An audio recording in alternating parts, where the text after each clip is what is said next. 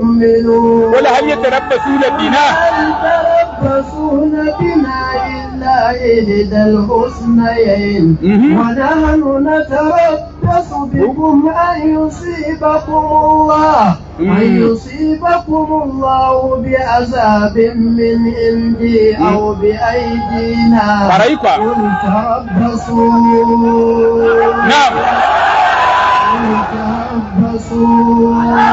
وجرا الدنيا إنا معكم من المتربصين mu ma muna jira mu gani tunda kun ce jaraba za ta same mu daga Faransa ko mu kuma muna jiran jaraba ta same ku daga Allah da ku da Faransai duk muna jira mu ga Allah zai nuna muku jarabar da za ta same ku. Talaucin da kuka ɗora mana sai kun gan shi, wanda ya ji sabro sai kun ji sabro, wanda ya malaria sai kun yi malaria, wanda ya ji yunwa sai kun ji yunwa, wanda ya gidan kaso sai ya je ya ɗanɗana, wanda ya ga rishin wuta yadda kuka bar 'yan Nijar ba wutar lantarki sai kun gani, yadda 'yan Nijar suke yawo a ƙasa sai kun yawo a ƙasa. Wallahi duk abin da kuka ma al'umma Allah ba zai kashe ku ba sai kun ɗanɗani wannan musibai, sannan ku je lahira ku ɗanɗana musibar da tafi wannan, dan wannan so mun taɓa ne saboda ku mutanen banza ne.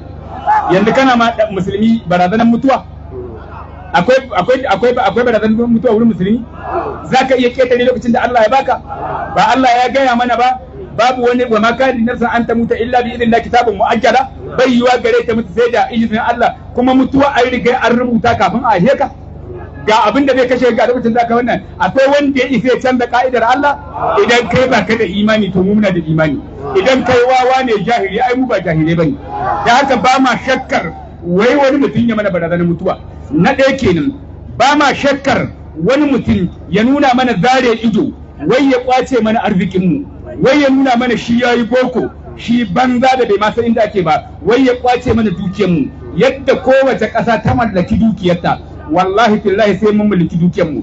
Da kin Faransa, da san Faransa, da kin karnukan Faransa, da san karnukan Faransa na Nijar ko na wajen Nijar, wallahi dan Nijar ya wadata ya wadata. Kun ga wannan tutai, kai ba ni tutai ta Nijar ka karba kallon.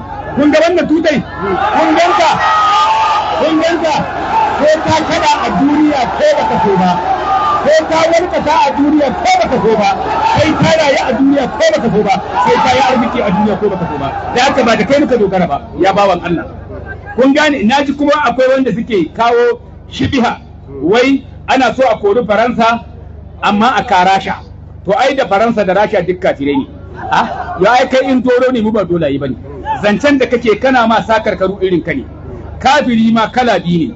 Akwai kafirin da bai yaƙe ka ba, akwai kafirin da ya yaƙe ka, akwai kafiri mai mutunci, akwai kafiri mara mutunci. To ita Faransa bayan kafircin akwai rishin amana, bayan kafircin akwai zalunci, bayan kafircin akwai keta, bayan kafircin akwai rishin mutunci, bayan kafircin su kuma tsinannu ne a cikin kafiran.